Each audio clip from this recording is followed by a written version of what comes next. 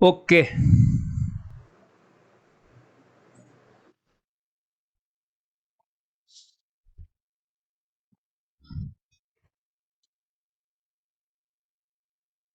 ચાલો તો ધોરણ 11 માં ચેપ્ટર નંબર 12 થર્મોડાયનેમિક્સ, જેને આપણે ઉષ્માગતિશાસ્ત્ર કહીએ છીએ, ચેપ્ટર આખું અલગ પ્રકારનું છે જે તમે અત્યાર સુધી ભણ્યા. ચેપ્ટર નંબર 2 એકમ અને માપન, ચેપ્ટર નંબર 3, 4 કે જેની અંદર તમે ડિસ્કશન કર્યું પદાર્થનું સ્થાન, સ્થાનાંતર, ઝડપ, વેગ, પ્રવેગ, બરાબર.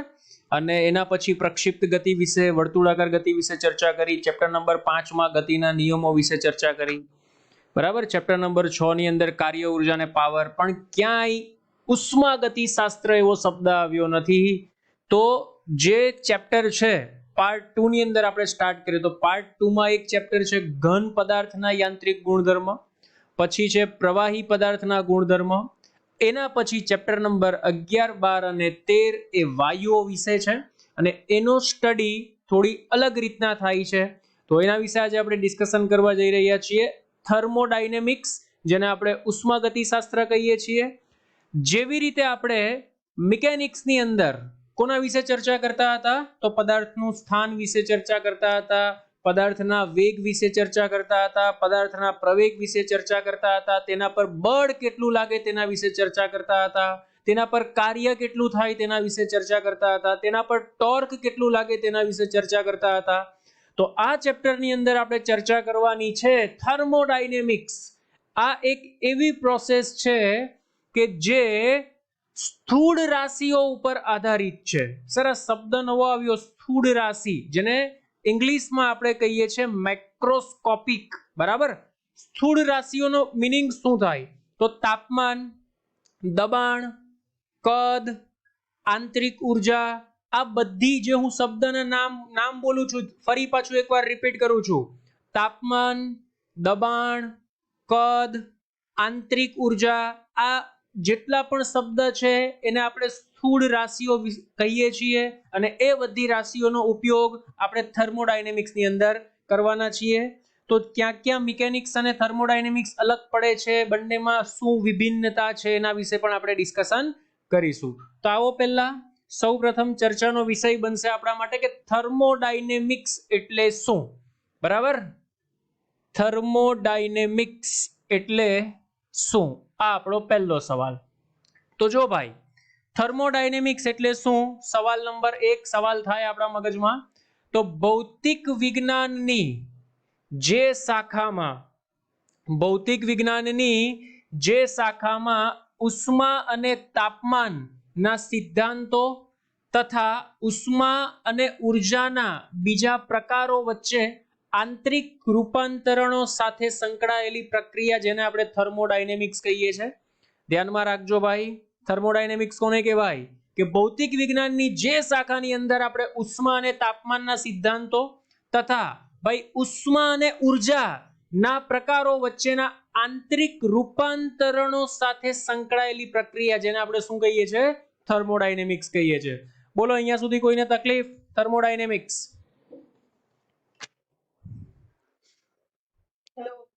વ્યાખ્યા સમજમાં આવી? થર્મોડાયનેમિક્સ, જો થર્મો એટલે હીટ, થર્મોનો મીનિંગ શું થાય? હીટ, ઉષ્મા થાય. સમજીએ અહીંયા જો ભાઈ, થર્મોડાયનેમિક્સ, બરાબર. થર્મોડાયનેમિક્સ, આની અંદર બે શબ્દ રહેલા છે. કયા બે શબ્દ? એક તો છે થર્મો, બરાબર, જેને આપણે કહીએ છીએ ઉષ્મા, વત્તા ડાયનેમિક્સ એટલે કે આપણે એને કહીએ છીએ ગતિશાસ્ત્ર, બરાબર. એટલે કે જ્યારે ઉષ્મા ગતિમાં હોય અને આપણે એનો અભ્યાસ કરીએ, બરાબર, તો એની સાથે સંકળાયેલી જે પણ નવી નવી રાશિઓ આપણે મળે છે, બરાબર, તો એના વિશે અભ્યાસ કરીએ છીએ. તો આ અભ્યાસને આપણે કહીએ છીએ ઉષ્માગતિશાસ્ત્ર, બરાબર. અને ઉષ્માગતિશાસ્ત્રની અંદર કઈ કઈ રાશિઓ સાથે આપણે રમવાનું છે તો પહેલી ભૌતિક રાશિ આવશે તાપમાન, દબાણ, કદ, આંતરિક ઉર્જા, આ બધી વસ્તુઓ અંદર આવશે જેની સાથે આપણે આ ચેપ્ટરમાં આગળ જવાનું છે. ચાલો આવી જાઓ નેક્સ્ટ ચેપ્ટરમાં આપણે મીન્સ કે નેક્સ્ટ પેજ પર આગળ વધીએ કે ભાઈ મિકેનિક્સ એટલે કે જે આપણે ભણ્યા ચેપ્ટર નંબર 3 4 5 6 બરાબર મિકેનિક્સ અને થર્મોડાયનેમિક્સ એટલે કે જે આપણે હમણાં ચેપ્ટર ભણી રહ્યા છે એ બંને વચ્ચે શું ભેદ એટલે કે તફાવત છે તે સમજાવો જો ભાઈ મિકેનિક્સ ની અંદર શું હતું તો યાદ કર કે ભાઈ કોઈ પણ તંત્ર પર કુલ બળ શૂન્ય થાય તો એ તંત્ર સંતુલિત સ્થિતિમાં છે આપણે એવું કહેતા હતા અને ચેપ્ટર નંબર 7 માં આપણે એવું ભણેલા કે કોઈ પણ તંત્ર પર લાગતું કુલ ટોર્ક 0 એટલે પણ આપણે એવું કહી શકાય કે એ તંત્ર સંતુલિત અવસ્થામાં છે પણ એ બધી ચર્ચા આપણે ક્યાં કરતા હતા ભાઈ ચેપ્ટર નંબર 3 4 5 6 7 એટલે કે મિકેનિક્સ ની અંદર મિકેનિક્સમાં તમને એવું પૂછે કે ભાઈ તંત્ર સંતુલિત અવસ્થામાં છે એવું ક્યારે કહેવાય તો આપણે એવું કહી શકીએ કે જો પદાર્થ પર લાગતું કુલ બાહ્ય બળ અથવા તો કુલ નેટ ટોર્ક 0 થાય તો આપણે કહી શકાય કે તંત્ર સંતુલિત અવસ્થામાં છે તો અહીંયા તમે જોઈ શકો છો આ બધા નાના નાના ફેક્ટ છે જે આપણી જાણકારીમાં હોવા જરૂરી છે કે મિકેનિક્સમાં મુખ્યત્વે બળો કે ટોર્કની અસર હેઠળ થતી ગતિ કરતા કણો કે પદાર્થની ગતિનો સમગ્રત્યા અભ્યાસ કરવામાં આવે છે જ્યારે થર્મોડાયનેમિક્સની અંદર આપણે કોનો અભ્યાસ કરીએ છીએ ભાઈ તો થર્મોડાયનેમિક્સની અંદર તંત્રની કે પદાર્થની ગતિ સાથે કંઈ લાગતું વળગતું નથી તો શાની સાથે લાગે વળગે છે ભાઈ તો તેને તો તંત્રની અથવા તો પદાર્થની સ્થૂળ અવસ્થા સાથે લાગે વળગે છે સ્થૂળ અવસ્થા એટલે કઈ ભાઈ તો તાપમાન દબાણ આંતરિક ઉર્જા બરાબર કદ એના વિશે લાગે વળગે છે બરાબર આ મોસ્ટ આઈએમપી બે કી પોઈન્ટ છે ધ્યાનમાં રાખજે વેરી વેરી મોસ્ટ આઈએમપી જોઈ લે એકવાર જલ્દી ફટાફટ બોલો કોઈને તકલીફ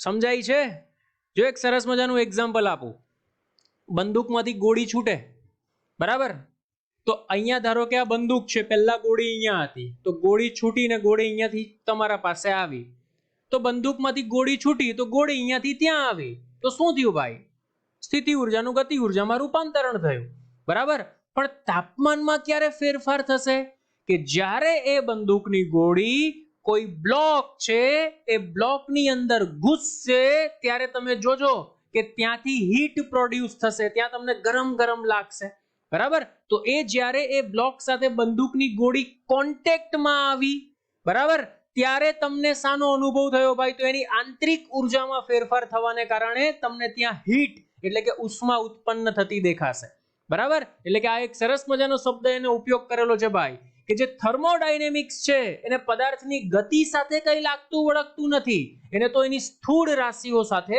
લાગે વળગે છે બોલો ક્લિયર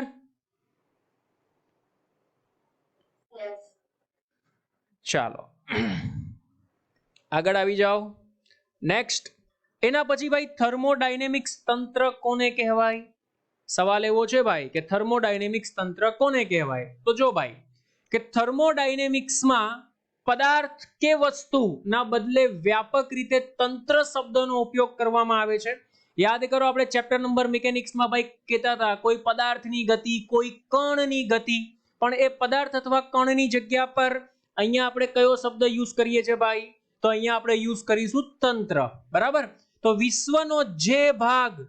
વિશ્વના જે ભાગમાં થર્મોડાયનેમિક્સનો અભ્યાસ કરવાનો હોય તે ભાગને આપણે કયું તંત્ર કહેવામાં આવે છે ભાઈ થર્મોડાયનેમિક તંત્ર કહેવામાં આવે છે માની લે ભાઈ એક કન્ટેનર છે અથવા એક વિસલ છે એની અંદર પાણી ભરેલું છે અથવા એની અંદર કોઈ વાયુ ભરેલો છે મારે એનો અભ્યાસ કરવો છે તો એ તંત્રને આપણે કયું તંત્ર કહીશું ભાઈ થર્મોડાયનેમિક્સ તંત્ર ફરી એકવાર આગળ આવશે આપણે જોઈશું ધારો કે એક વેસલ છે વેસલની અંદર વાયુ ભરેલો છે બરાબર તો એ વાયુ ભરેલો છે અને એ જે તંત્ર બનાવ્યું એ તંત્રને આપણે કયું તંત્ર કહી શકાય થર્મોડાયનેમિક્સ તંત્ર કહેવામાં આવે છે તો સવાલ પૂછે ભાઈ થર્મોડાયનેમિક તંત્ર એટલે શું તો થર્મોડાયનેમિક્સમાં પદાર્થ અથવા વસ્તુને બદલે વ્યાપક રીતે આપણે કયો શબ્દ ઉપયોગ કરીએ છીએ તંત્ર શબ્દ ઉપયોગ કરવામાં આવે છે અને વિશ્વમાં જે ભાગ અથવા પદાર્થ અથવા વસ્તુનો થર્મોડાયનેમિક અભ્યાસ કરવાનો હોય તે ભાગને આપણે શું કહીએ છીએ ભાઈ થર્મોડાયનેમિક તંત્ર કહેવામાં આવે છે નીચે આવી જાઓ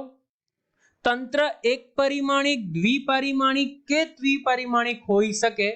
તંત્ર એક જ વસ્તુનું કે પછી અનેક વસ્તુનું બનેલું હોય છે. જરૂરી નથી કે વેસલ એટલે જ તંત્ર ભાઈ. ધારો કે તને આવી રીતના આમ આપી દીધું, જો આ વેસલ છે, બરાબર, આની અંદર ગેસ ભરેલો છે, બરાબર, અહીંયા એક પિસ્ટન રાખેલું છે, પિસ્ટન સિલિન્ડર જેને આપણે કહીએ છીએ. તો આ એક આખું તંત્ર છે. જરૂરી નથી કે તંત્ર એક જ વસ્તુનું બનેલું હોય ભાઈ. અહીંયા વેસલ પણ છે ને પિસ્ટન પણ છે, બે અલગ અલગ વસ્તુને મિક્સ કરીને પણ બનાવી શકો, બરાબર છે. ચાલો, ને તંત્ર જે વસ્તુનું બનેલું હોય તે વસ્તુઓને તંત્રના ઘટકો કહે છે, બરાબર. આ આખું કહેવાય તંત્ર, પણ તંત્ર જે વસ્તુનું બનેલું હોય તે વસ્તુઓને આપણે શું કહીએ છીએ ભાઈ? બોલો, તંત્રના ઘટકો કહેવામાં આવે છે. બોલો, ક્લિયર? ઓકે.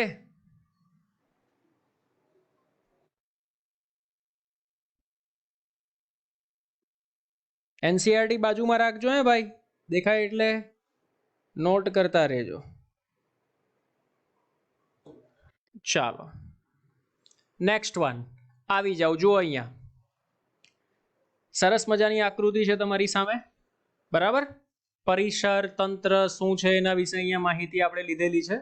ચાલ ભાઈ, જો તને દેખાય છે અહીંયા કે આ એક વેસલ છે, આ પિસ્ટન છે, આની અંદર વાયુ ભરેલો છે. આ જે ભાગ છે આ વાયુ ભરેલો છે, બરાબર. તો આ એક તંત્ર છે આખું. તંત્રની આસપાસનું જે માધ્યમ અથવા તમે એને વાતાવરણ પણ કહી શકો, એ આપણું એક પરિસર છે. શું છે ભાઈ? પરિસર છે.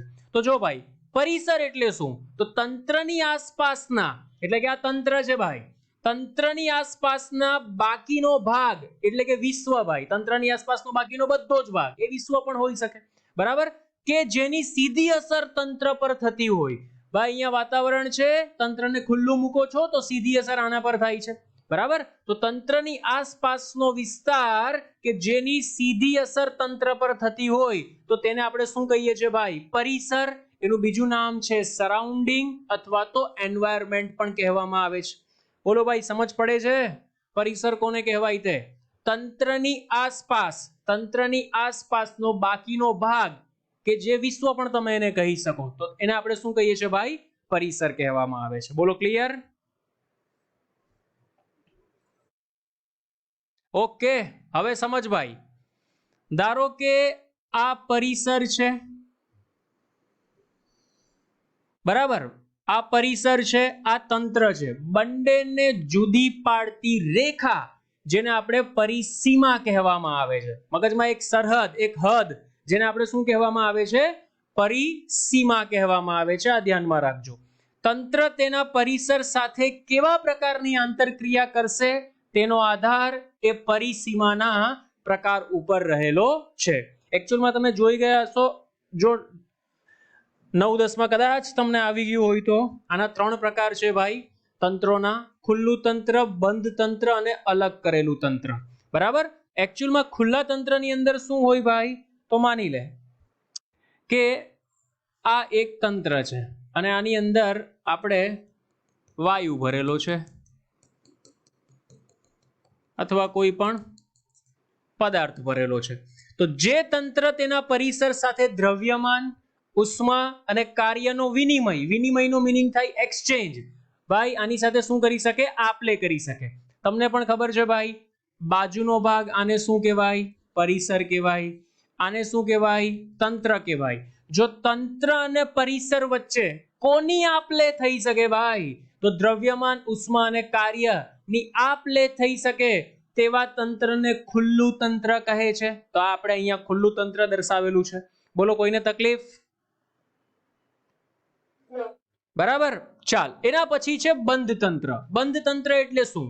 તો જે તંત્ર તેના પરિસર સાથે ઉષ્મા અને કાર્યનો વિનિમય કરી શકે ભાઈ, એટલે ઉષ્મા અને કાર્યની આપ-લે કરી શકે, પરંતુ દ્રવ્યમાનનો વિનિમય નથી કરી શકતો, તેને આપણે કયું તંત્ર કહેવામાં આવે છે ભાઈ? બંધ તંત્ર કહેવામાં આવે છે. અને અલગ કરેલું તંત્ર, મોસ્ટ આઈએમપી, જેને આપણે આઇસોલેટેડ સિસ્ટમ કહીએ છીએ, કે જે તંત્ર તેના પરિસર સાથે કોઈ પણ પ્રકારનો વિનિમય નથી કરી શકતું, એટલે કે ઉષ્માનો વિનિમય નથી થતો, કાર્યનો વિનિમય નથી થતો કે દ્રવ્યમાનનો પણ વિનિમય નથી થતો તેવા તંત્રને અલગ કરેલું તંત્ર કહેવામાં આવે છે. બોલો 3 3 માં કોઈને તકલીફ?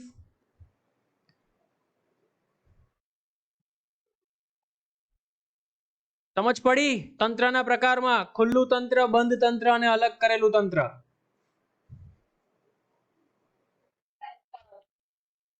ઓકે, જોઈ લો.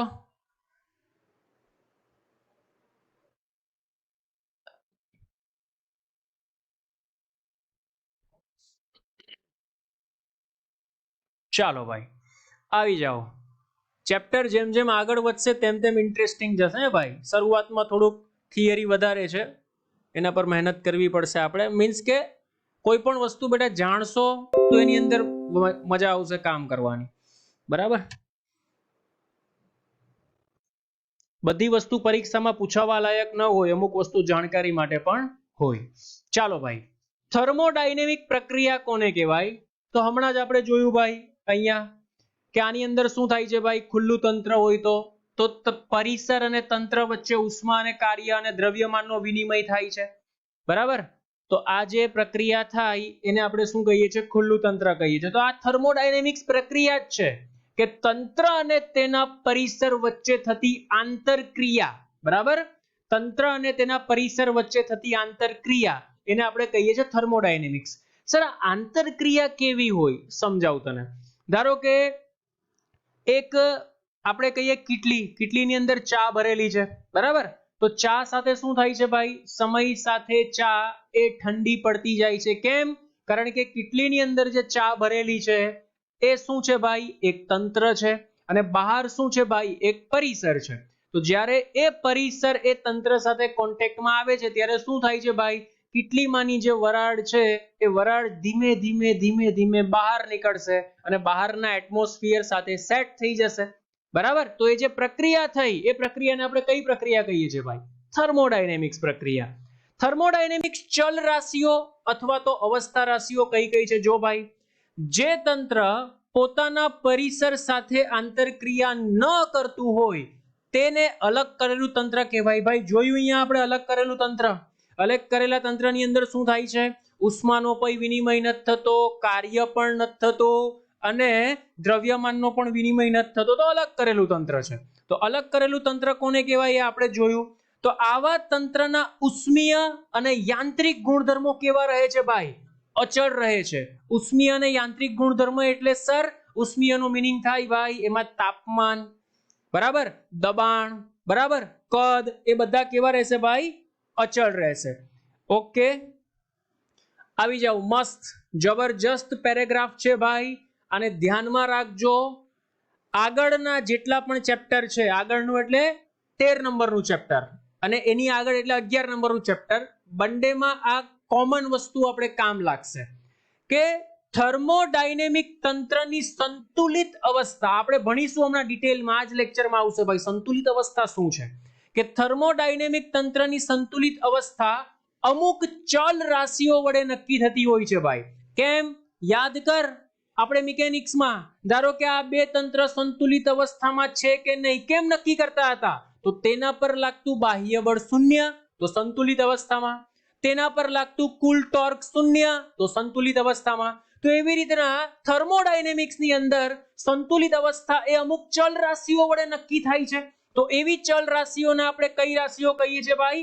અવસ્થા રાશિઓ કહીએ છીએ. બરાબર? તો એ અવસ્થા રાશિઓની અંદર કઈ કઈ રાશિઓ આવે, કેવું સમીકરણ બને? કેમ આપણે પહેલામાં બનાવતા હતા? ઝડપ બરાબર અંતર ગુણ્યા સમય, ટોર્ક બરાબર બળ ગુણ્યા લંબ અંતર, બળ બરાબર m into a. તો એવી રીતના અહીંયા પણ સમીકરણ બનતા હશે ભાઈ. તો દાખલા તરીકે કોઈ વાયુની સંતુલિત અવસ્થા, કોઈ વાયુ છે, માની લે ભાઈ આદર્શ વાયુ જેને આપણે કહીએ છીએ, આ કોઈ એક આદર્શ વાયુ છે. બરાબર? આ આદર્શ વાયુની સંતુલિત અવસ્થા, વાયુના દબાણ એટલે કે P, કદ એટલે કે V, તાપમાન એટલે કે T, વાયુનો જથ્થો એને આપણે મોલ કહીએ તો N પરથી નક્કી થાય છે. બરાબર? બધી જ અવસ્થા ચલ રાશિઓ એકબીજાથી સ્વતંત્ર હોવી જરૂરી નથી. બરાબર? જરૂરી નથી કે બધી એકબીજાથી સ્વતંત્ર હોવી જ જોઈએ. સ્વતંત્ર હોય અને ન પણ હોય. કેમ? યાદ કર કે ભાઈ વેગ છે અને સ્થાનાંતર છે, તો એ બંને એકબીજાથી કેવા છે ભાઈ? સ્વતંત્ર છે. વેગ અને સ્થાનાંતર બંને એકબીજાથી સ્વતંત્ર, પણ તમે બંને એકબીજાને લિંક કરી શકો. બરાબર? જરૂરી નથી કે સ્વતંત્ર હોય ને ના પણ હોય. બરાબર? અવસ્થા ચલ રાશિઓ વચ્ચેના સંબંધને અવસ્થા સમીકરણ કહે છે. બરાબર? તો આ ધારો કે આ એક આદર્શ વાયુ છે. કયો વાયુ છે ભાઈ? આદર્શ વાયુ છે. તો આ આદર્શ વાયુને મારે અવસ્થા સમીકરણમાં રજૂ કરવું છે. તો તમને બધાને ખબર છે ભાઈ, તમે લખી શકો PV = nRT અથવા PV = μRT. n નો મીનિંગ પણ મોલ થાય, મ્યુ નો મીનિંગ પણ મોલ થાય. તમને મજા આવે એ રીતના તમે લખી શકો છો. P એ કોણ છે? તો આદર્શ વાયુનું દબાણ છે. V એ આદર્શ વાયુનું કદ છે. T એ આદર્શ વાયુનું તાપમાન છે. R એ યુનિવર્સલ ગેસ કોન્સ્ટન્ટ. બરાબર? અને T એ તાપમાન. બાકીની ત્રણ રાશિઓ તો તમને ખબર છે. બરાબર? તો કોઈ પણ આ આપણે પાછળથી ડિટેલમાં આવશે, પણ હમણાં ખાલી યાદ રાખો કે કોઈ પણ વાયુ છે, કેમ કોઈ પદાર્થ ગતિ કરે છે, તો ગતિમાન પદાર્થને મારે દર્શાવવો છે, તો હું શું દર્શાવી શકું? એનું સ્થાન દર્શાવી શકું, એનો વેગ દર્શાવી શકું, એનો પ્રવેગ દર્શાવી શકું, એના પર કેટલું બળ લાગે છે એ દર્શાવી શકું, કેટલું કાર્ય કરે છે એ દર્શાવી શકું, અને કેટલું ટોર્ક લાગે છે એ દર્શાવી શકું. તો એવી રીતના વાયુના કિસ્સામાં જો તમારે દર્શાવવું હોય તો એ વાયુનું દબાણ કેટલું છે, એ વાયુનું કદ કેટલું છે, એ વાયુનું તાપમાન કેટલું છે, બરાબર, એ વાયુના મોલ કેટલા છે, બરાબર, કોઈ પણ મિસિંગ ક્વોન્ટિટી હોય તો આ આદર્શ વાયુના સૂત્રના સમીકરણનો ઉપયોગ કરી તમે શોધી શકો. બોલો, ક્લિયર?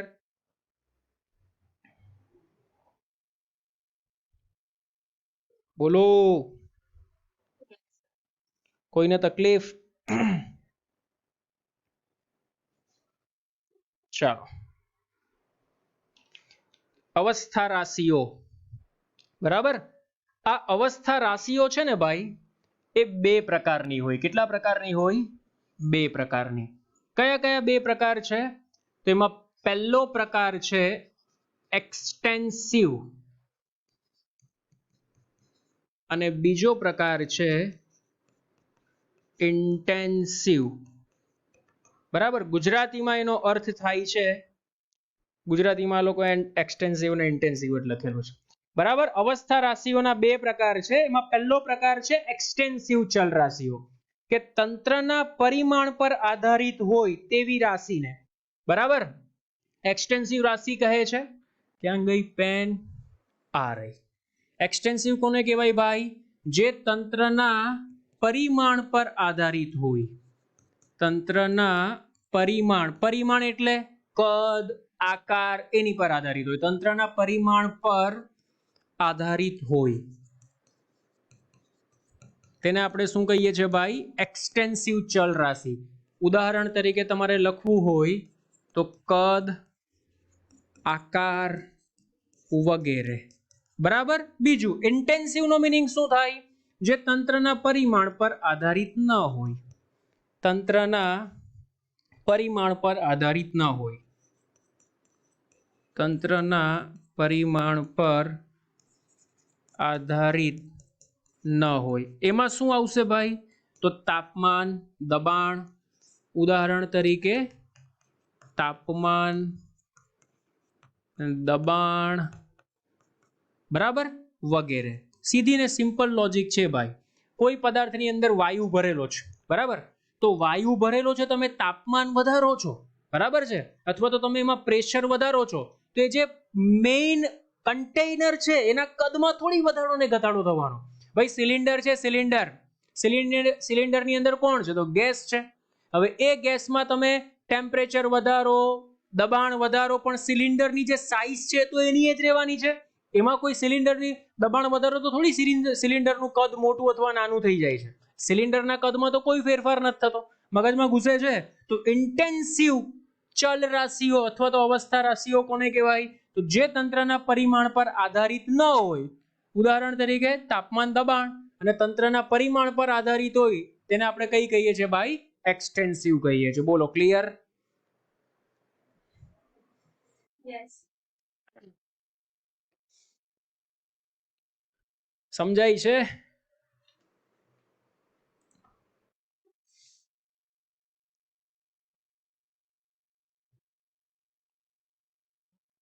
મનીષા પટેલ.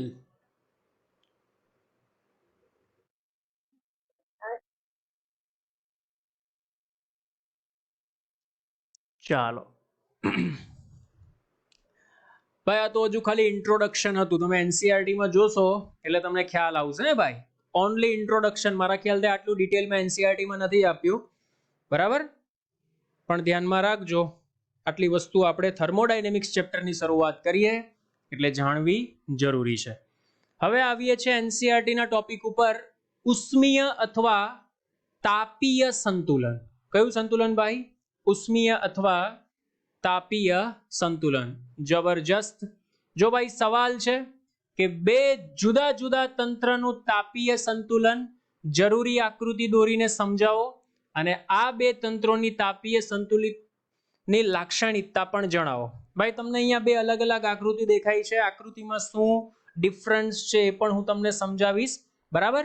પણ તાપીય સંતુલન કોને કહેવાય એ સમજો અને બે જુદા જુદા તંત્ર માટે તાપીય સંતુલન શું કહેવાય એ પણ સમજો. એકચ્યુઅલમાં ઇન શોર્ટ એવું પણ કહી શકાય સાદી ભાષામાં, બે તંત્ર વિશે વાત કરવી હોય તો, ધારો કે એક સળિયો છે, એક મારી પાસે છે, એક એન્ડ તમારી પાસે છે, બરાબર? જ્યારે મારી પાસે ઠંડો ગરમ છેડો છે, તમારી પાસે ઠંડો છેડો છે, બરાબર? તો જ્યારે ઉષ્માનું વહન ક્યાંથી ક્યાં થાય ભાઈ? તો ગરમ છેડા તરફથી ઠંડા છેડા તરફ. તો જ્યારે ઉષ્માનું વહન ગરમ છેડા તરફથી ઠંડા છેડા તરફ થશે એટલે એક સમય એવો આવશે કે ઉષ્માનું વહન થવાનું બંધ થઈ જશે. એનો અર્થ એવો થાય કે બંને છેડાના તાપમાન સમાન થઈ ગયા, બરાબર? તો એને આપણે ઉષ્મીય સંતુલન કહેવાય કે કહી શકાય એવાને. પણ એ બે તંત્રો માટેની વાત છે. કોઈ એક તંત્ર માટે તમને એવું પૂછે કે કોઈ એક તંત્ર છે ભાઈ આ ઉષ્મીય સંતુલનમાં છે, એવું ક્યારે કહેવાય? મોસ્ટ આઈએમપી કી પોઈન્ટ, ધ્યાનથી સમજજો, સાંભળજો અને યાદ રાખજો કે જે તંત્રનું તાપમાન, કદ, દબાણ, આંતરિક ઉર્જા સમય સાથે બદલાતી ન હોય. ફરી એકવાર, જે તંત્રનું કદ, તાપમાન, દબાણ, આંતરિક ઉર્જા સમય સાથે બદલાતી ન હોય. ફરી એકવાર રિપીટ કરું છું ભાઈ, જે તંત્રની આંતરિક ઉર્જા, કદ, દબાણ, તાપમાન સમય સાથે બદલાતી ન હોય, બરાબર? તો ત્યારે આપણે કહી શકાય કે એ તંત્ર કઈ અવસ્થામાં છે ભાઈ? ઉષ્મીય સંતુલિત અવસ્થામાં છે એવું કહી શકાય. બોલો, કોઈને તકલીફ?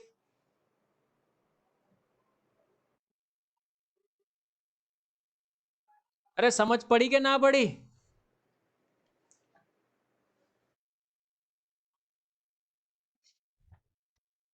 હું બે તંત્રની વાત જ નથી કરતો બેટા, બે તંત્ર પછી આવશે. પહેલા કોઈ એક સિંગલ તંત્ર વિશે હું અહીંયા ચર્ચા કરું છું. જો અહીંયા નોંધ લખું છું, ધ્યાનથી સમજજે ભાઈ. એ બધી કેવી રાશિઓ હતી? સ્થૂળ રાશિઓ હતી. એટલે કે જો સ્થૂળ રાશિઓ સમય સાથે ન બદલાય તો આપણે શું કહી શકીએ ભાઈ? તંત્ર ઉષ્મીય સંતુલનમાં છે એવું કહી શકાય. ઉષ્મીય સંતુલનમાં છે એવું કહી શકાય. પણ કયું તંત્ર ભાઈ? એકલું તંત્ર. બે તંત્રની હું વાત જ નથી કરતો ભાઈ. એકલું, સિંગલ, આઇસોલેટેડ. જે આપણે ત્રણ પ્રકાર જોયેલા તંત્રના, બંધ તંત્ર, ખુલ્લું તંત્ર ને છેલ્લે આપણે ત્રણ પ્રકાર જોયેલા. ક્યાં જોયેલા? જોઈ લે અહીંયા ભાઈ. આ રહ્યું અલગ કરેલું તંત્ર. આ અલગ કરેલા તંત્ર એ ઉષ્મીય સંતુલનમાં છે એવું ક્યારે કહેવાય? તો જ્યારે અલગ કરેલા તંત્રની સ્થૂળ રાશિઓ, સ્થૂળ રાશિઓનો મીનિંગ શું થાય? તાપમાન, દબાણ, બરાબર, કદ સમય સાથે શું રહેતું હોય ભાઈ? અચળ રહેતું હોય, બદલાતું ન હોય. તો આપણે શું કહી શકાય ભાઈ? કે એ તંત્ર શામાં છે? એ તંત્ર એ ઉષ્મીય સંતુલનમાં છે. બોલો, ક્લિયર? મગજમાં ઘૂસે છે તો બોલો યસ. ક્લિયર? ઓકે ઓકે, ચાલો.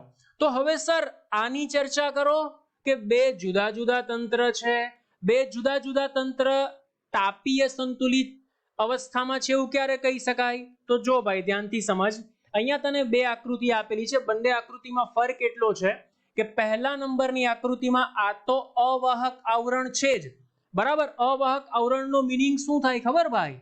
અવાહક આવરણનો મીનિંગ એવો થાય કે delta Q is equal to 0, કે ભાઈ અહીંયાથી ઉષ્માનો વિનિમય જ નથી થતો, ઉષ્મા અંદર પણ નથી જઈ શકતી કે બહાર પણ નથી નીકળી શકતી, બરાબર. અવાહક દિવાલ, આ પણ અવાહક દિવાલ છે તો અહીંયા પણ ઉષ્મા અંદર પણ નથી જઈ શકતી, બહાર પણ નથી જઈ શકતી. આને સમોષ્મી કહેવાય. શું કહેવાય ભાઈ? આ જે પ્રક્રિયા છે આને શું કહેવાય ભાઈ? સમોષ્મી. યાદ રાખજો ભાઈ, જ્યારે જ્યારે આવો શબ્દ આવે સમોષ્મી, ત્યારે એક વસ્તુની નીચે અંડરલાઈન કરજો, ડેલ્ટા ક્યુ અથવા Q is equal to 0. There is no transfer of heat, કે ત્યાં ઉષ્માનું વહન થતું નથી, ત્યાં ઉષ્માનું વહન થતું નથી. Most IMP.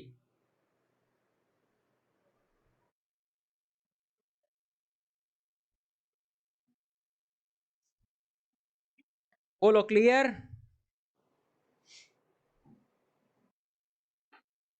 ચાલો સમજો. હવે અહીંયા જ્યારે વ્યાખ્યા બોલું છું સમજજો ભાઈ, જ્યારે બે જુદા જુદા તંત્રોને એકબીજાના સંપર્કમાં લાવવામાં આવે છે, ફરી એકવાર રિપીટ કરું છું, એ અને બી જુદા જુદા તંત્રો છે. જ્યારે બે જુદા જુદા તંત્રોને એકબીજાના સંપર્કમાં લાવવામાં આવે છે ત્યારે ઉષ્માનું વહન વધુ ઊંચા તાપમાનથી નીચા તાપમાન તરફ થાય છે, બરાબર. ફરી એકવાર, જ્યારે બે જુદા જુદા તંત્રોને એકબીજાના સંપર્કમાં લાવવામાં આવે છે ત્યારે ઉષ્માનું વહન ઊંચા તાપમાનથી નીચા તાપમાન તરફ થાય છે, બરાબર. અને જ્યારે બંને પદાર્થોનું તાપમાન સમાન થઈ જાય ત્યારે ઉષ્માનું વિનિમય થવાનું બંધ થઈ જાય છે. તો આ પ્રક્રિયાને આપણે એવું કહી શકાય કે ભાઈ બંને પદાર્થો કેવા છે? ઉષ્મીય સંતુલનમાં છે. પણ સર તમે તો હમણાં એમ કીધું કે અહીંયા તો અવાહક દિવાલ છે એટલે ઉષ્માનું વહન થવાનું જ નથી. ડેફિનેટલી નથી થવાનું, હું આની વાત જ નથી કરતો, હું તો આની વાત કરું છું ભાઈ. અહીંયા તો ઉષ્મા વાહક દિવાલ છે. વાહક દિવાલ છે એટલો મીનિંગ શું થાય ભાઈ? કે આની અને આની વચ્ચે શું થશે ભાઈ? ઉષ્માનો વિનિમય થશે. ઉષ્માનો વિનિમય થાય એટલે એક સમય એવો આવશે, કેવો આવશે એક સમય કે બંનેની ઉષ્મા કેવી થઈ જશે ભાઈ? સમાન થઈ જશે. અને બંનેની વચ્ચે જે ઉષ્માની આપલે થાય છે સમાન થઈ જાય એટલે બંને કઈ અવસ્થામાં કહેવાય? તાપીય સંતુલિત અવસ્થામાં કહેવામાં આવે છે. મગજમાં ઘૂસે છે? ક્લિયર? આ બંને કેવા છે ભાઈ? આ બંને અલગ કરેલા તંત્ર તરીકે વર્તશે. કોણ? આ અને આ બંને કેવા છે ભાઈ? તો એ અને બી અલગ કરેલા તંત્ર તરીકે વર્તશે. કેમ ભાઈ અલગ કરેલા તંત્ર તરીકે વર્તશે? ભાઈ એકબીજા સાથે કોઈ કનેક્શન જ નથી ભાઈ આ લોકોને. આ એની ધૂનમાં મસ્ત છે, આ એની ધૂનમાં મસ્ત છે. સર કારણ કે એ બંનેની વચ્ચે ભાઈ અવાહક દિવાલ છે, અને અવાહક દિવાલો એટલે સીધી વાત છે ભાઈ કે ડેલ્ટા ક્યુ 0, હીટની ટ્રાન્સફોર્મેશન જ નહીં થાય. આ બંને વચ્ચે શું થાય છે ભાઈ? સુવાહક દિવાલ આવી ગઈ. સુવાહક દિવાલને કારણે આ બંને વચ્ચે શું થાય છે? ઉષ્માની આપ-લે થાય છે.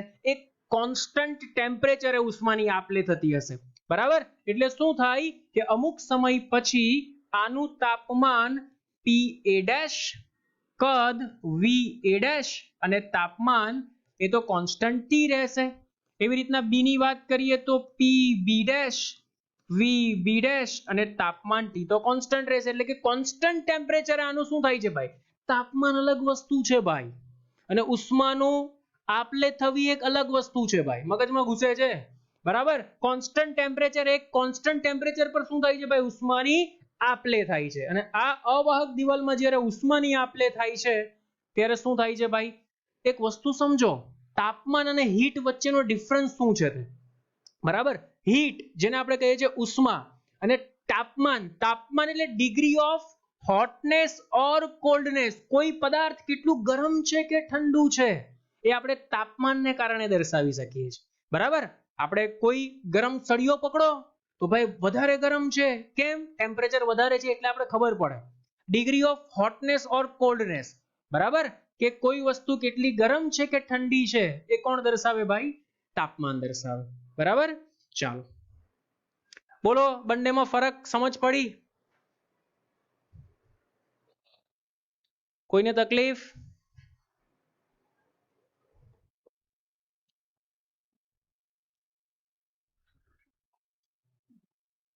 જોઈ લો જલ્દી ફટાફટ.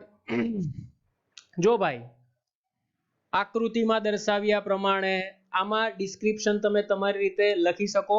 આની પાછળનો કોન્સેપ્ટ અથવા તો પાછળનું જે સિક્રેટ છુપાયેલું છે તે શું છે? તો આની પાછળનું સિક્રેટ એ છુપાયેલું છે કે તંત્ર એ અને તંત્ર બી એ એક અલગ કરેલા તંત્ર તરીકે વર્તે છે.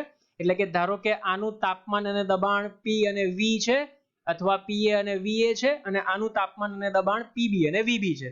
જે અલગ કરેલા તંત્રનું હોય એ હોઈ શકે. જ્યારે આની આપણે ચર્ચા કરવામાં આવે તો અહીંયા એક અવાહક દિવાલ સુવાહક દિવાલ રાખેલી છે અથવા ઉષ્મા વાહક દિવાલ રાખેલી છે. જેને કારણે શું થાય છે? આની વચ્ચે ઉષ્માની આપ-લે થાય છે, અને જરૂરી ઉષ્માની આપ-લે થતી વખતે તાપમાન અને દબાણમાં જરૂરી વધારો ઘટાડો આવશે. એટલે જરૂરી તાપમાન અને દબાણમાં તમને અહીંયા ફેરફાર જોવા મળે છે. તાપમાન અને કદમાં તમને જરૂરી ફેરફાર જોવા મળે છે. જ્યારે તાપમાન તો તમારું એઝ ઇટ ઇઝ એ જ રહે છે. એટલે એ ડિસ્ક્રિપ્શન થોડુંક એને અંદર લખેલું હશે, જે તમારે હાઇલાઇટ NCERT ની અંદર કરી લેવાનું. બોલો, ક્લિયર?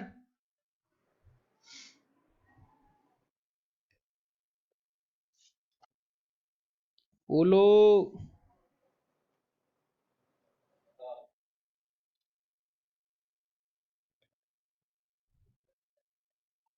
ચાલો, મજાની વાત. આ સવાલ ભાઈ 2 અથવા 3 માર્ક્સમાં પૂછાય. ધ્યાનથી સમજજો કે થર્મોડાયનેમિક્સનો શૂન્ય ક્રમનો નિયમ લખો અને યોગ્ય આકૃતિની મદદથી સમજાવો અને તેના પરથી ફલિત થતી બાબતો સ્પષ્ટ કરો. થર્મોડાયનેમિક્સનો શૂન્ય ક્રમનો નિયમ એ પણ સંતુલિત અવસ્થા માટેનો જ નિયમ છે. શું કહે છે શૂન્ય ક્રમનો નિયમ? સમજ ભાઈ. જો આ A તંત્ર, આ B તંત્ર, આ C તંત્ર, સિમિલરલી A તંત્ર, B તંત્ર, C તંત્ર આખું જબરજસ્ત પેક કરેલું છે ભાઈ. જબરજસ્ત પેક કરેલું છે. હવે અહીંયા સમજ, એકચ્યુઅલમાં શું છે? તો આ અવાહક દિવાલ છે અને આ સુવાહક દિવાલ છે. કહેવાનો અર્થ સમજજે ભાઈ. A અને C વચ્ચે સુવાહક દિવાલ, B અને C વચ્ચે સુવાહક દિવાલ. પણ A અને B વચ્ચે કઈ દિવાલ છે ભાઈ? અવાહક દિવાલ. એટલે A અને B વચ્ચે કોઈ ઉષ્માનો વિનિમય નથી થતો. તો ઉષ્માનો વિનિમય કોની કોની વચ્ચે થાય છે? તો A અને C વચ્ચે અને B અને C વચ્ચે. તો હવે સમજ એકચ્યુઅલમાં થાય છે શું તે.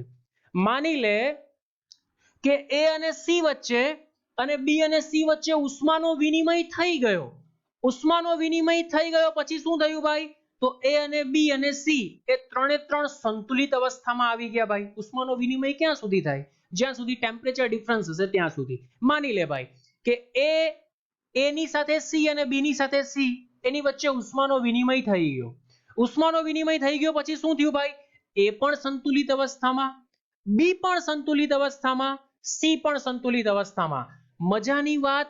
હવે સમજ, ધારો કે મેં અહીંયાથી આ દિવાલ કાઢી લીધી, એને અહીંયા મૂકી દીધી. અહીંયાથી આ દિવાલ કાઢી લીધી, એને અહીંયા મૂકી દીધી. એટલે કે આ બે દિવાલને મેં શું કરી દીધી ભાઈ? એક્સચેન્જ કરી દીધી. જે તને અહીંયા દેખાશે જોઈ લે ભાઈ. અહીંયા અવાહક દિવાલ આવી ગઈ, અહીંયા સુવાહક દિવાલ આવી ગઈ. પણ એકવાર ભાઈ સંતુલિત અવસ્થામાં આવ્યા કે નહીં, A ની સાથે C અને B ની સાથે C ની પ્રક્રિયા થઈ, તો A અને B સ્વતંત્ર રીતે સંતુલિત થઈ ગયા. હવે તમે દિવાલની ભલેને અદલા બદલી કરો તો પણ A અને B તો કઈ અવસ્થામાં રહેવાના ભાઈ? સંતુલિત અવસ્થામાં જ રહેવાના છે. અરે મગજમાં ઘૂસે છે? સમજ પડી કે ના પડી? જો ફરી એકવાર ફિઝિક્સની ભાષામાં આપણે બોલવું હોય તો શું બોલી શકાય? કે બે તંત્ર, જેને આપણે કહીએ છીએ A અને B, જો બે તંત્ર સ્વતંત્ર રીતે એટલે આ સ્વતંત્ર રીતે, જો આ બે અલગ અલગ છે ભાઈ. A B ને નથી ઓળખતો, B એને નથી ઓળખતો. એ સી ને ઓળખે છે અને બી પણ સી ને ઓળખે છે. તો બે તંત્ર સ્વતંત્ર રીતે બીજા કોઈ એક તંત્ર સાથે સંતુલિત અવસ્થામાં છે તો આ બંને પણ સંતુલિત અવસ્થામાં છે એવું કહી શકાય. અરે મગજમાં ઘૂસે છે. ફરી એકવાર. જો બે કોઈ તંત્ર સ્વતંત્ર રીતે ત્રીજા તંત્ર સાથે સંતુલિત અવસ્થામાં છે તો આ બે તંત્રો પણ સંતુલિત અવસ્થામાં છે એવું કહી શકાય. અરે સમજાય છે? ડેફિનેશન છે આની ભાઈ. આ નિયમ છે. કયો નિયમ ભાઈ? જે શૂન્ય ક્રમનો નિયમ આપણે કહીએ છીએ. જો અહીંયા આપેલો છે નિયમ, અંડરલાઈન કરજે ભાઈ. મસ્ત મજાનો નિયમ છે કે બે તંત્રો સ્વતંત્ર રીતે કોઈ ત્રીજા તંત્ર સાથે તાપીય સંતુલનમાં રહેતા હોય તો તેઓ એકબીજા સાથે પણ તાપીય સંતુલનમાં હોય છે એવું કહી શકાય. બરાબર? શૂન્ય ક્રમનો નિયમ સ્પષ્ટ દર્શાવે છે કે જ્યારે બે તંત્રો એ અને બી તાપીય સંતુલનમાં હોય ત્યાં એવી કોઈ ભૌતિક રાશિ હોવી જોઈએ કે જેનું મૂલ્ય બંને માટે એક સમાન હોય. એવી કોઈ ભૌતિક રાશિ હોવી જોઈએ. જરૂરી નથી તાપમાન જ હોય. બરાબર? દબાણ પણ હોય, કદ પણ હોય, કોઈક એવી ભૌતિક રાશિ હોવી જોઈએ કે બંને માટે એનું મૂલ્ય કેવું હોય? સમાન હોય.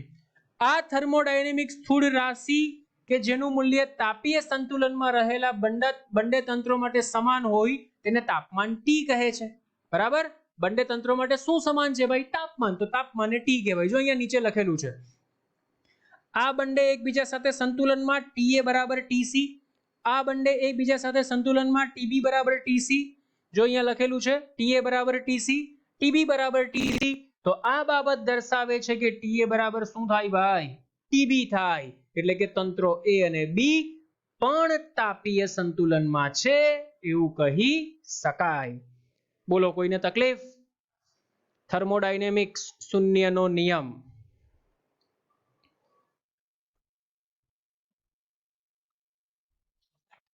ભાઈ ક્લિયર?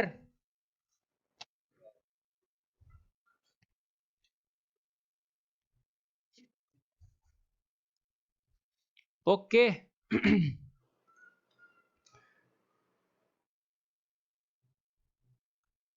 ધ્રુવ પટેલ,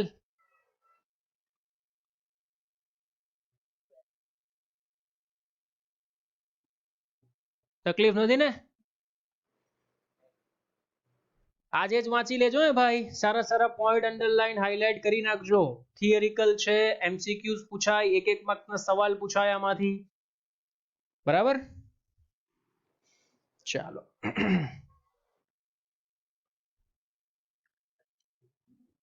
એના પછી આવી જાઓ. સુપર ટોપિક છે તંત્રની આંતરિક ઉર્જા એટલે શું? સમજાવો. તંત્રની આંતરિક ઉર્જા એટલે શું? સમજાવો. બરાબર? અહીંયા તમને બે આકૃતિ દર્શાવેલી છે, આકૃતિ A અને આકૃતિ B. આકૃતિ A છે એ તંત્ર સ્થિર અવસ્થામાં છે ભાઈ. આકૃતિ A માં તંત્ર કઈ અવસ્થામાં છે? સ્થિર અવસ્થામાં છે. ચાલો ભાઈ, આકૃતિ A માં તંત્ર કઈ અવસ્થામાં છે? સ્થિર અવસ્થામાં છે. તો એકચ્યુઅલમાં કહેવા શું માંગે છે સમજ ભાઈ. આ કન્ટેનર છે, વેસલ છે, વોટએવર જે ગણ તે સમજી શકે છે. આની અંદર ગેસ ભરેલો છે. બરાબર? વાયુ, જેને આપણે કહીએ વાયુ ભરેલો છે. બરાબર? તો જ્યારે આપણે વાયુઓની ચર્ચા કરીએ ને ભાઈ, તો અહીંયા આપણે ચર્ચા કરવાની છે કોઈ એના કેવો દેખાય છે, એનું રેખીય વેગમાન કેટલું છે, એના વિશે આપણે કોઈ ચર્ચા નથી કરવાની ભાઈ. મિકેનિક્સ વિશે આપણે કોઈ ચર્ચા નથી કરવાની. એની સ્થૂળ રાશિઓ વિશે આપણે ચર્ચા કરવાની છે. સ્થૂળ રાશિઓમાં કઈ આવે? તો આંતરિક ઉર્જા આવે, તાપમાન આવે, દબાણ આવે, કદ આવે. એના વિશે આપણે ચર્ચા કરવાની છે. તો ભાઈ આંતરિક ઉર્જા શું છે? તો સમજ ભાઈ, આંતરિક ઉર્જાને આપણે દર્શાવીએ છીએ કે આંતરિક ઉર્જા બરાબર, જો આપણે લખવું હોય તો આંતરિક ઉર્જાની વ્યાખ્યા છે ભાઈ કે સ્થિર દ્રવ્યમાન કેન્દ્ર સાથે જડિત એવી નિર્દેશ ફ્રેમની અણુઓના બધા જ પ્રકારની ગતિ ઉર્જા અને સ્થિતિ ઉર્જા. બરાબર? અણુઓના બધા જ પ્રકારની આંતરિક ગતિ ઉર્જા વત્તા આંતરિક સ્થિતિ ઉર્જા. બરાબર, આ બંનેનો સરવાળો, આને આપણે શું કહીએ છીએ ભાઈ? આંતરિક ઉર્જા કહીએ છીએ. પણ આંતરિક ઉર્જાનો સિમ્બોલ પણ યુ છે, એટલે હું યુ ની જગ્યા પર અહીંયા વી યુઝ કરું છું. વી આંતરિક. બરાબર, ફરી એકવાર રિપીટ કરું છું ભાઈ. વાયુની આંતરિક ઉર્જા કેવી રીતે દર્શાવી શકાય? તો એવું કહેવામાં આવે છે ભાઈ કે વાયુની આંતરિક ઉર્જા એ આંતરિક ગતિ ઉર્જા અને આંતરિક સ્થિતિ ઉર્જા એનો સરવાળો, જેને આપણે કહીએ છીએ વાયુની આંતરિક ઉર્જા. હવે સમજ ભાઈ, આ વાયુની અંદર ઇન્ટરમોલેક્યુલ ફોર્સિસ એટલે કે આંતર આણ્વીય બળ, ધ્યાનમાં રાખજે ભાઈ, વાયુમાં આંતર આણ્વીય બળ ખૂબ જ ઓછું હોય છે. ખૂબ જ કેવું હોય છે ભાઈ? ઓછું હોય છે. ખૂબ જ ઓછું એટલે એવું પણ કહી શકે તું ભાઈ કે F બરાબર 0. અરે વાહ સર, યાદ કર કાર્ય ઉર્જા પ્રમેય, F બરાબર -du/dx. બરાબર, તો આંતર આણ્વીય બળ ખૂબ જ ઓછું હોવાથી આપણે એની આંતરિક ઉર્જા પણ કેવી લઈએ છે ભાઈ? 0 લઈએ છે. કઈ? આંતરિક સ્થિતિ ઉર્જા. તો વેરી વેરી મોસ્ટ આઈએમપી ભાઈ કે વાયુઓના અણુઓની જે આંતરિક ઉર્જા હોય છે એ કોને કારણે હોય છે? તો આંતરિક ગતિ ઉર્જાને કારણે હોય છે. વેરી વેરી મોસ્ટ આઈએમપી કે વાયુઓની જે આંતરિક ઉર્જા હોય છે, કુલ આંતરિક ઉર્જા અથવા તો કુલ ઉર્જા, જે પણ તમે કહી શકો કે આંતરિક ઉર્જા અથવા તો કુલ ઉર્જા, એના બરાબર કોના બરાબર હોય છે ભાઈ? એની આંતરિક ગતિ ઉર્જાને કારણે હોય છે. તો સર ધારો કે આ જ સ્થિતિમાન ગતિમાન અવસ્થામાં છે ભાઈ, ગતિમાન અવસ્થામાં હોય તો પણ આપણે બાહ્ય ગતિ ઉર્જાને અવગણી નાખીએ છીએ. જે પણ છે આંતરિક ઉર્જા એ કોના ઉપર ડિપેન્ડેન્ટ છે ભાઈ? ટોટલ આંતરિક ઉર્જા એ આંતરિક ગતિ ઉર્જા પર આધારિત રાખે છે. આને જ તમે કુલ ઉર્જા પણ કહી શકો. આને જ તમે શું કહી શકો ભાઈ? કુલ ઉર્જા પણ કહી શકો. કોઈ તમને એવું પૂછે કે આ વાયુઓ છે એની કુલ ઉર્જા કેટલી? તો કુલ ઉર્જા એટલે આંતરિક ઉર્જા બરાબર, અને આંતરિક ઉર્જા એટલે kinetic energy of internal energy. બોલો, કોઈને તકલીફ? મગજમાં ઘૂસે છે?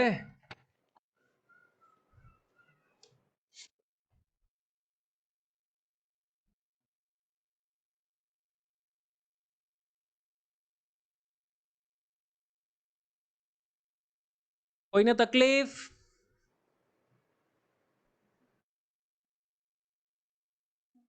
આંતરિક ઉર્જામાં સમજ પડી?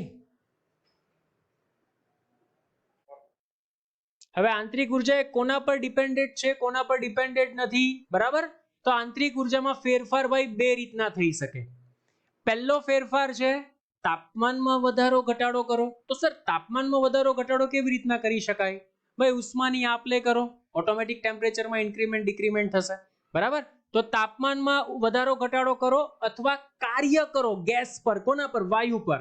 વાયુ પર કાર્ય કરો. બરાબર, તો બે રીતના આંતરિક ઉર્જામાં ફેરફાર કરી શકાય છે. કઈ રીતના આંતરિક ઉર્જામાં ફેરફાર કરી શકાય? બે રીતે આંતરિક ઉર્જામાં ફેરફાર કરી શકાય છે. એમાં પહેલી મેથડ છે ભાઈ કે વાયુ કરતા ઊંચું તાપમાન ધરાવતા પદાર્થના સંપર્કમાં, ધારો કે કોઈ એક નળાકાર છે, તમને એક સરસ મજાની એનસીઈઆરટીમાં આકૃતિ આપેલી હશે. બરાબર, અને એમાં આકૃતિમાં બેટા એકચ્યુઅલમાં શું હશે? મારી પાસે પેજ નથી. એક આકૃતિમાં એકચ્યુઅલમાં શું હશે? આવી રીતના આમ વેસલ હશે. બરાબર, અને નીચે અહીંયા બેટા બર્નર મૂકેલું હશે. બર્નર. આ બર્નર મૂકો એટલે એકચ્યુઅલમાં શું થાય ભાઈ? ટેમ્પરેચર આને હીટ મળે. હીટ મળે એટલે શું થાય? ટેમ્પરેચર રાઈઝ થાય. ટેમ્પરેચર રાઈઝ થાય એટલે પિસ્ટન શું થશે ભાઈ? ઉપર જશે. તો એ કેસમાં શું થાય ભાઈ કે બે રીતે તમે આંતરિક ઉર્જામાં ફેરફાર કરી શકો. તેમાં પહેલી મેથડ છે કે તાપમાનના તફાવતને કારણે આંતરિક ઉર્જામાં ફેરફાર થશે. મોસ્ટ આઈએમપી ધ્યાનમાં રાખજો ભાઈ, very very most IMP. Point number 1 કે તાપમાનના તફાવતને કારણે આંતરિક ઉર્જામાં ફેરફાર થાય. પોઈન્ટ નંબર 1, તાપમાનમાં તફાવતને કારણે આંતરિક ઉર્જામાં ફેરફાર થાય. અને પોઈન્ટ નંબર 2 કે વાયુ પરિસર પર કાર્ય કરે. બરાબર, વાયુ પરિસર. પરિસર એટલે શું ભાઈ? આજુબાજુનું વાતાવરણ. બરાબર, કે વાયુ પરિસર કે પરિસર વાયુ પર કાર્ય કરે તો આંતરિક ઉર્જામાં ફેરફાર થાય. બરાબર? તો very most IMP key point, એમાં પહેલા નંબરનો બેટા સુપર્બ કી પોઈન્ટ છે, ધ્યાનમાં રાખજે. આંતરિક ઉર્જાનું આપણે સૂત્ર પણ લખીએ છીએ. આંતરિક ઉર્જા U બરાબર 1/2 NF R delta T. N એટલે મોલ કહેવાય, F એટલે મુક્તતાના અંશો કહેવાય, એ આપણે ભણીશું ચેપ્ટર નંબર 11 માં. R એટલે બેટા વાયુ અચળાંક કહેવાય, ડેલ્ટા T એટલે તાપમાનમાં થતો ફેરફાર કહેવાય. આ બધી રાશિ ફિક્સ હશે, મેજર ચેન્જીસ ડેલ્ટા T ના કારણે આવશે. એટલે ધ્યાનમાં રાખજો કે તાપમાનમાં તમે ફેરફાર કરો છો તો ડેફિનેટલી આંતરિક ઉર્જામાં પણ ફેરફાર થવા જઈ રહ્યો છે. બરાબર? તો આંતરિક ઉર્જામાં ફેરફાર થવાનું મેજર રીઝન કયું? તો તાપમાનમાં ફેરફાર કરો એટલે આંતરિક ઉર્જામાં ફેરફાર થશે. બીજું, વાયુ એ પરિસર પર કાર્ય કરે. આ વાયુ છે, પરિસર એટલે વાતાવરણ. વાયુ એ પરિસર પર કાર્ય કરે તો પણ શામાં ફેરફાર થાય છે ભાઈ? આંતરિક ઉર્જામાં ફેરફાર થાય છે. બોલો, ક્લિયર?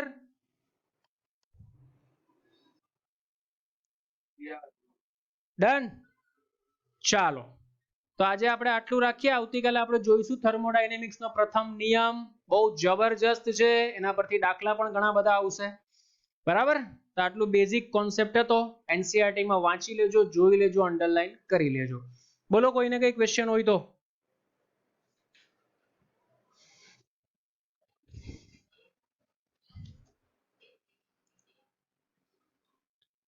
છે સવાલ?